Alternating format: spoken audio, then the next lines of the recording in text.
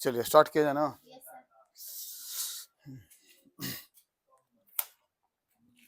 ठीक है ना। कहाँ तक हो गया था? कहाँ तक समझा दिए थे? कहाँ तक हो गया था ना? सबकी नोट कर लिए हैं?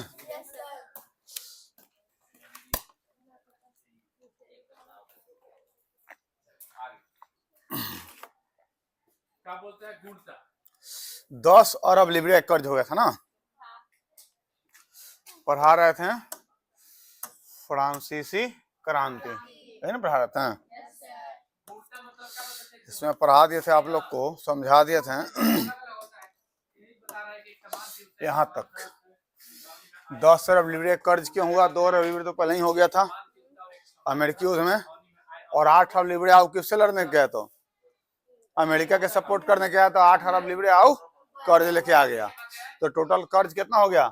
10 अरब लिब्रे। वहां के हालत खराब होल है, बोले कि ना होल है। अब बेचारा कैसे कर्ज चुकावे, ऊपर से शादी ब्याह भी कर लिया है ना। आगे बढ़ते हैं तो बात करते हैं। अब जब किसी राजा को स्थिति खराब होता है तो वहां पर देखना बहुत लोग ऐसे निकलेंगे, उभरेंगे जो ज्ञान देने के लिए, कुछ जनता को एक्टिव करने के लिए कि राजा सही नहीं है, कुछ जनता को बताने के लिए कि हम लोग बेकार इसको मानते हैं, कोई काम लायक नहीं है, इस राजा की वजह से हम लोग इतना दिक्कत में पड़े हैं। तो वैसे ही करके रूस में भी बहुत सारे दार्शनिक सामने आए। जब एक ऐसा कंडीशन बना तो एक तो मतलब आग में घी डालने का काम यही लोग किए। ये लोग जो तीनों दिख रहे हैं, ये पूरा रूस को समझो कि रूस बोले फ्रांस को समझो कि पूरी तरह से जनता को एक्टिव करने का जो काम है, क्रांति करवाने में, जैसे कहने का मतलब मोटिवेट करना। गांव में देखते होंगे, गांव में क्या होता है, अगर मान लो कोई किसी को मार दिया तो नहीं अगर लड़े के मन है, दूसरा क्या कहता है, अरे तेरी के मार दिया हो, और तोरा मार दिया, तू ऐसे था, तोरा कैसे मार दिया बताओ। और तोरा मारे के मतलब समझ रहा है तू कितना बड़ा घर के, तोरा छूना मुश्किल है इसको, तुम मार दिया बताओ। अब इतना बोला कि एकदम सतवें आसमान पर चढ़ जाता है गुस्सा। अब वो कहता है कि हाँ बात तो सही है, मार कैसे दिया, आज तक मम्मी नहीं छुए, ये कैसे मार दिया। अब लेना आओ देखा ना ताओ, बेचारा पीट पाट के खुद पे फिर पीटा जाता है ना। तो इसी तरह से ये काम किया दार्शनिक लोग भी ऐसा ही जनता के साथ कर रहा था। जनता के लोग को काम था बस थोड़ा सा मोटिवेट करना, जनता को बस युद्ध के लिए क्या करना, मतलब क्रांति के लिए मोटिवेट करना। और जनता को जैसी जनता ऐसी खुशहाल था कि भाई ये एक तो कर्जा हो गया है, ऊपर से मतलब टैक्स बढ़ाने का बात चल रहा है, जनता इसी खुशहाल था। तो जनता को पूरी तरह से मतलब मोटिवेट करने का काम कौन किया था? दार्शनिक लोग। अमन खड़ा हो जाइएगा, खड़ा हो जाइए ना, बोलिए। वहां के जो फ्रांस के जनता थे उनको मोटिवेट करने का काम, उनको मतलब युद्ध में झोंकने का काम, क्रांति के लिए एक्टिव करने का काम कौन कर रहे थे? दार्शनिक। उसके बाद वहां के राजा, पादरी या आमजन। आमजन। देखिए तो वही तो बोले अमन अच्छा से पढ़ता है, तू लोग को लगता है कि अमन नहीं पढ़ता है ना। हो निकलिए, अरे निकलिए ना, निकलिए नौटंकीबाज। कौन कर रहा था बाबूरे? दार्शनिक, है ना। अब देखिए, अब दार्शनिक में सबसे पहले अगर बात करें मोंटेस्क्यू के, किसका? मोंटेस्क्यू के। मोंटेस्क्यू का काम किया, लोगों को एक्टिव करने में मोंटेस्क्यू का रोल था। तो मोंटेस्क्यू सबसे पहले बोला कि शक्ति का पृथक्करण किया जाए, तो सिद्धांत दिया, बोला कि ये जो शक्ति जो राजा के अंदर में है, ये राजा के अंदर से नहीं होके पूरा शक्ति राजा के अंदर नहीं होना चाहिए, शक्ति को थोड़ा बांटा जाए, सबके अंदर होना चाहिए, मतलब दो चार उसका मेंबर बने ताकि सब सलाह ले, सब बैठ के सलाह ले, उसमें कुछ मेंबर हमारे तरफ से भी जाए, आम लोग के तरफ से भी जाए, है ना। तो पहला ही काम किया कि शक्ति का पृथक्करण का सिद्धांत दिए। दूसरा गला फंस रहा है, सुबह सुबह क्या होता है ना कि गर्म पानी पीने की आदत हो गया।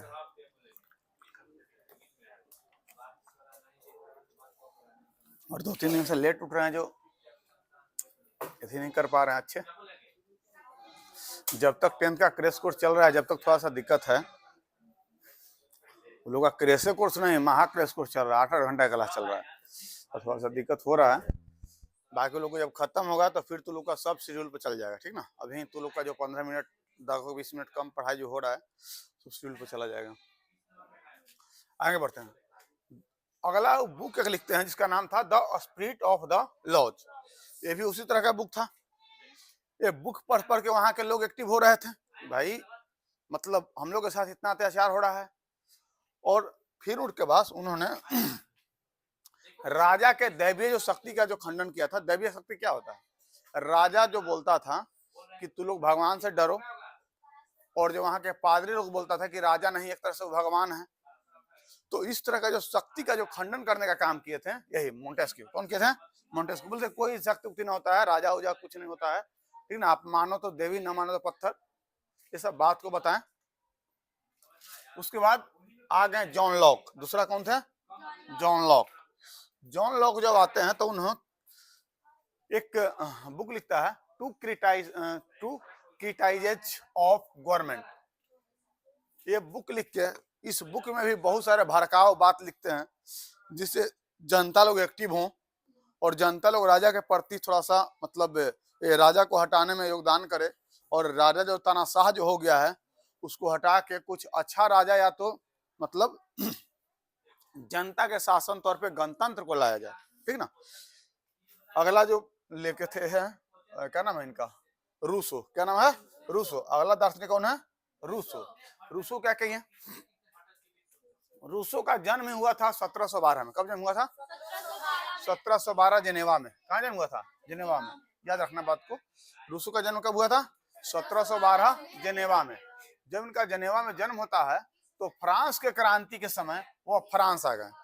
जेनेवा में जन्म होता लेकिन फ्रांस के क्रांति के समय कहाँ गए? फ्रांस है। अच्छा, फ्रांस का क्रांति का एक दिन हुआ है क्या? कोई क्रांति तो एक दिन में नहीं होता है।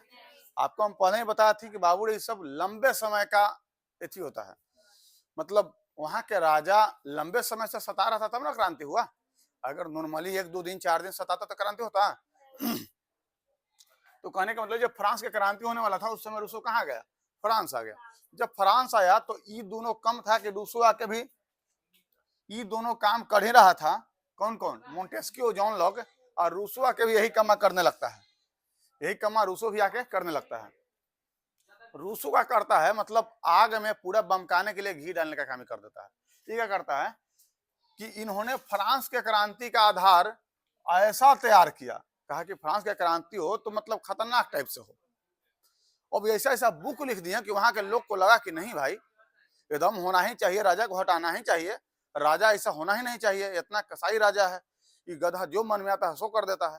तो कहा कि इन्होंने ऐसा फ्रांस की क्रांति का आधार तैयार किया कि कुछ लोग को कहना है, कुछ लोग कहते हैं कि भाई अगर रूसो नहीं होता तो फ्रांस की क्रांति नहीं होता।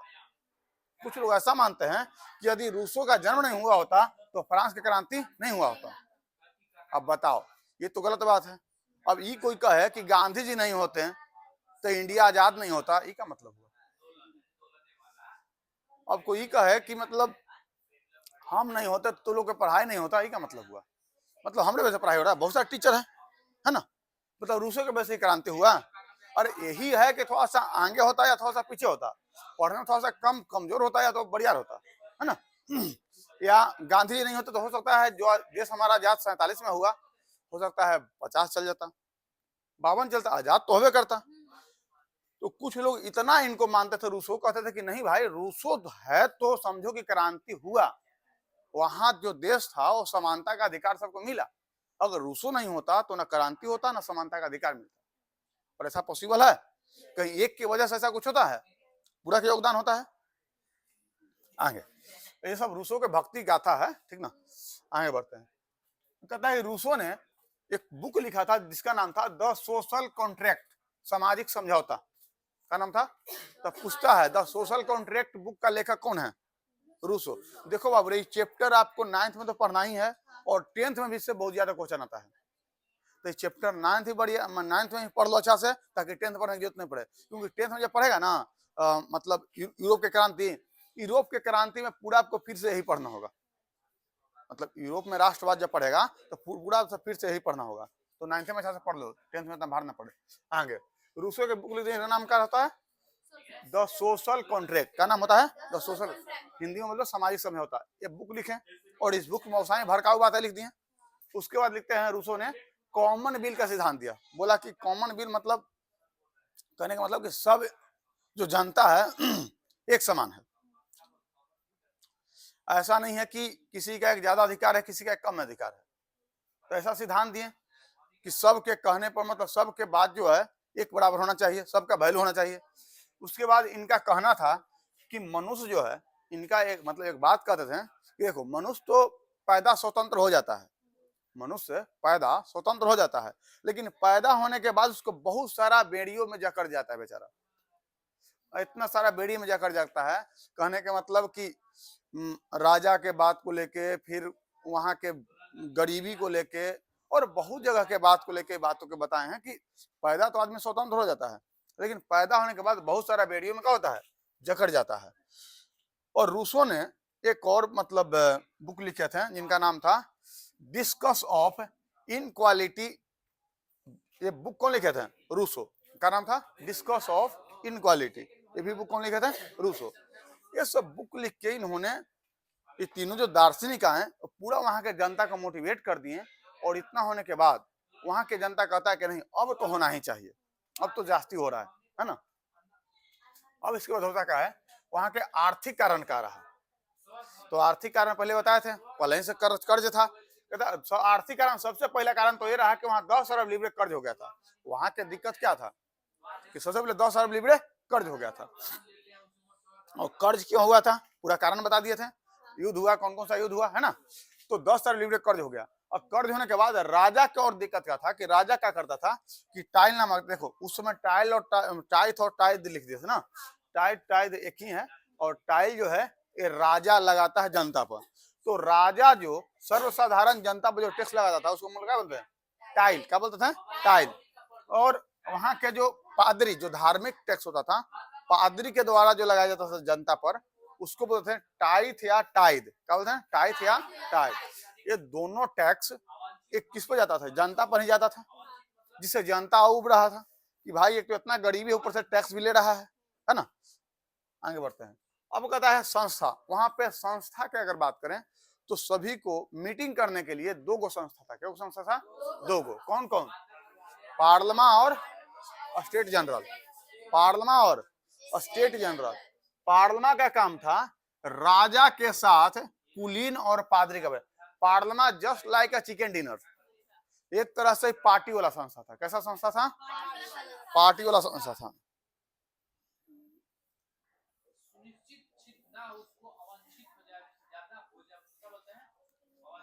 हाँ देखो पार्टी वाला संस्था था। इसमें क्या होता था पार्लियामा में कि वहां पे राजा पहुंचता था या कुलीन पहुंचता था, मौज मस्ती किया, ऑर्केस्ट्रा नचाया और खूब पार्टी किया, दारू वारू पिया और उसके बाद मतलब हो गया खत्म, मीटिंग हो गया, ठीक ना। मेन संस्था जो था ये था स्टेट जनरल। स्टेट जनरल जो था उसमें तीनों लोग बैठते थे, प्रथम स्टेट, द्वितीय स्टेट और तृतीय स्टेट। यानी पूरा फ्रांस के जनता जो बैठने का काम था किसमें बैठता था? स्टेट जनरल में। और ये जो था इसमें सिर्फ और सिर्फ 2 ही लोग बैठता था, एक राजा और पादरी। आए दोनों बैठ के मौज मस्ती किया और बाद चल आया। बैठ के करता क्या था कि टैक्स कम आ रहा है, थोड़ा सा जनता को मोटिवेट करो, जनता भड़काऊ हो रहा है थोड़ा सा। अब पादरी क्या करता था कि गया चर्च में बुलाया संडे को, मोटिवेट किया कि राजा को ऐसे मत करो, राजा जस्ट लाइक भगवान, राजा मत समझो भगवान समझो, भगवान के साथ अगर बगावत करेगा तो तू लोग को नरक नसीब होगा, ये वो दिस डेट करके राजा के प्रति एक्टिव कर देता था। अब जब ई वाला जो था मेन तो ई वाला था और इसका बैठक नहीं हो रहा है। इसका बैठक हुआ कब था? 1614 में। उसके बाद बैठक ही नहीं हुआ है। अगला बैठक होने वाला था 5 मई 1789 को। और वो बैठक कितना साल? 175 साल बाद बैठक होने वाला है, समझो। वो बैठकें नहीं हुआ है, इसके वजह से वहां की जनता और एथी हो रहा है कि भाई हम लोग के साथ राजा कोई मीटिंग नहीं करता है। तो उसमें तीनों स्टेट बैठता था, प्रथम, द्वितीय और तृतीय। प्रथम में पादरी, द्वितीय में कुलीन और सामंत, तृतीय में आमजन। और आम जन से जाता था कितना लोग, 60 लोग, पादरी से 30 लोग, और एथी से कुलीन से भी 30 लोग। अब 30 लोग ये दोनों से, 60 लोग अकेले पादरी से, अब पादरी बोल रहे हैं आम जन से। अब ये बैठक हो ही नहीं रहा था। ये बैठक में खाली क्या होता था कि गरीबों के साथ क्या बैठना है, छोटा हटा बैठक ही नहीं करना, जिसके वजह जनता और गुस्सा में था। अब कहा मतलब वहां के लोग का जीवन इतना मतलब संकट में हो गया था कि जीवित रहने के लिए न्यूनतम साधन भी नहीं था, न पीने का पानी सही था, न खाने के खाना। 5 रोटी के लिए लोग कंगाली आ गया है, 5 रोटी नहीं मिल पा रहा है, बच्चे दूध के बिना 5 रोटी के बिना मर रहे हैं, भोजन के बिना मर रहे हैं, इतना कंगाली आ गया था। अब बताओ जनता क्रांति न करेगा तो क्या करेगा, है ना। अब इतना होने के बाद वहां बैठक शुरू हुआ। बैठक के लिए बात चल ही रहा था कि राजा सोचा कि बहुत ज्यादा दिक्कत हो रहा है, वहां के बच्चे मर रहे हैं, बूढ़े मर रहे हैं, खाए भी ना मर रहे हैं, पानी भी ना मर रहे हैं, बोलता हो क्या किया जाए। तो बोले कि कोई ऐसा सलाहकार हो जो दिमाग देवे कि हम गरीबी को दूर कर सके। तो आए सलाहकार, आर्थिक सलाहकार के रूप में 3 गो, तुर्गो, नेकर और कैलोन। कौन कौन? तुर्गो, नेकर और कैलोन। तुर्गो आए, बोले कि ऐसा कीजिए, आप थोड़ा सा टैक्स कुलीन पर भी लगाइए और थोड़ा सा उस पर से कम कीजिए। तीनों मिलके कुछ कुछ मीटिंग किया और बोला कि जो आपकी बीवी जो इतना खर्चा करती है मिस खर्चीली, उसको बोलिए थोड़ा कम खर्चा करे। ये बात पता लग गया मिस खर्चीली को कि हमरा बोलता है कम खर्चा करेला, आ कौन सलाह देवे आया है, ये तीनों सलाह देवे आया है, सलाह दे रहा हमरा पर कि कम खर्चा करो। पहले लिया लाठी, तीनों खदेड़ दिया, बोला कि पहले तो निकल यहाँ से। मतलब उन्हें से टैक्स बढ़ावो, हम तो खर्चा करेंगे, हम तो कम नहीं करने वाले हैं। अब इतना बात सुना कि नहीं कि आर्थिक सलाहकार जो था भाग गया, बोला कि भाई तुमको जो करना है करो। तब कुछ कुछ बात राजा को अच्छा लगा था कि जनता पर थोड़ा सा टैक्स पादरी का हटा के, मतलब पादरी पर नहीं कुलीन पर लगाना चाहिए, और थोड़ा सा इस पर से टैक्स हटाना चाहिए ताकि कर्जा मेरा कम हो। अब ये सब बात के लिए बैठक करने वाले थे कब? 1789 को, 5 मई 1789 को बैठक करने वाले थे। ये बैठक होता है लेकिन बैठक पूरी तरह से क्रांति के रूप ले लेता है, बैठक रद्द हो जाता है, और बैठक रद्द होता है, क्रांति के रूप लेता है, और वहां से क्रांति होता है। उसी क्रांति का नाम है फ्रांसीसी क्रांति। बात समझ गए? कौन सा क्रांति? फ्रांसीसी क्रांति। अब हम लोग पूरी तरह से चलेंगे अगला क्लास में, जिसको रिकॉर्ड नहीं करेंगे। अब लिखवाने वाला काम है फ्रांसीसी क्रांति हुआ क्या था, ठीक ना। समझाने वाला काम आपका हो गया, ठीक है। ठीक है, कोई दिक्कत? फिर मिलते हैं अगले क्लास में।